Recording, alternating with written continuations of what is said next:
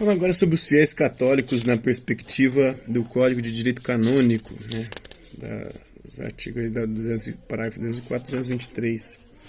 O segundo livro do Código de Direito Canônico é o que mais diretamente retrata o Concílio Vaticano II. O próprio título, do Povo de Deus, é extraído da Constituição Dogmática Lumen Gentium.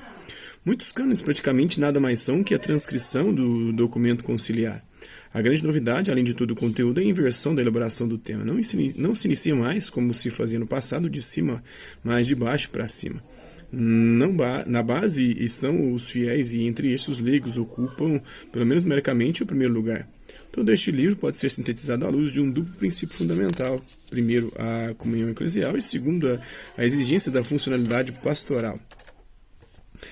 Na luz destes princípios, devem ser entendidos aí os 442 cânones que compõem este livro. A primeira noção que se encontra na base do povo de Deus é a dos fiéis católicos.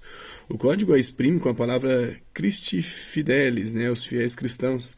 Vêm apresentados como aqueles que, incorporados em Cristo mediante o batismo, são constituídos povo de Deus e, em consequência, participantes da missão sacerdotal, profética e régia de Cristo.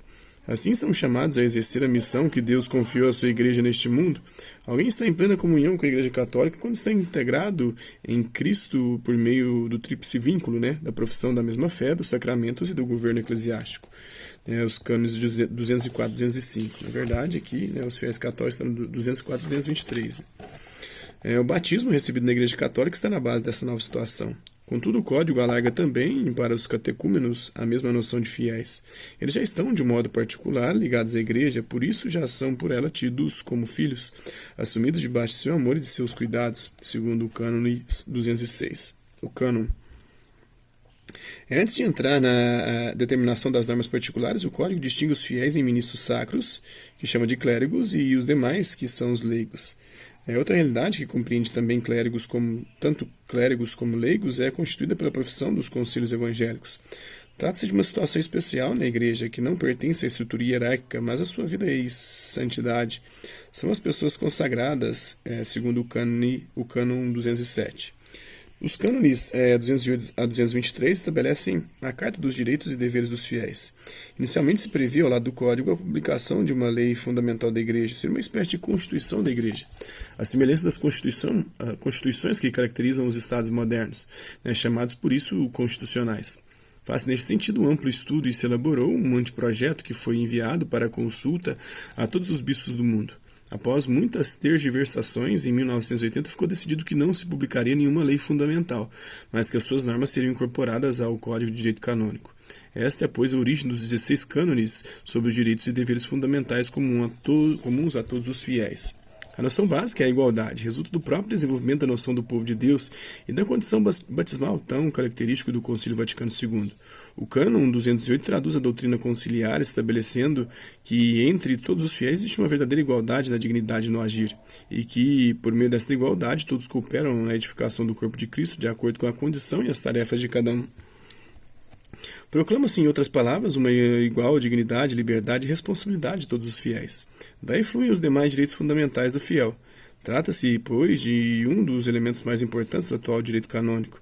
Quanto aos demais direitos e deveres que derivam deste princípio fundamental, basta enunciá-los brevemente.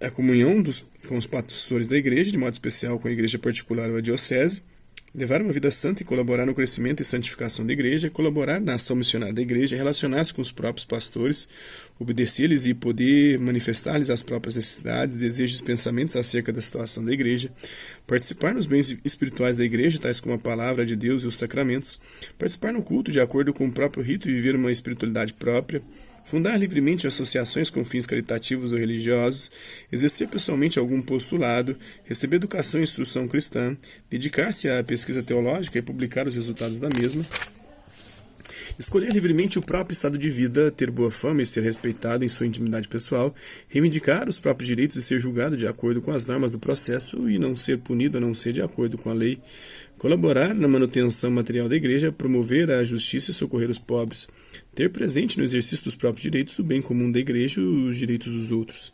Aqui temos um elenco certamente não exaustivo, mas muito significativo, das grandes linhas a ser promovidas entre todos os cristãos. É uma síntese maravilhosa, apta a esclarecer as posições e promover na fraternidade cristã um verdadeiro espírito de colaboração e de progresso. Queira agora ler o apêndice deste módulo, né? Numa outra oportunidade a gente vai ler o apêndice desse módulo aqui, né? Os cânones que falam sobre isso, sobre os fiéis católicos, né? Os cânones 204 e 223 do Catecismo da Igreja Católica. Hasta la vista, babies, até a próxima.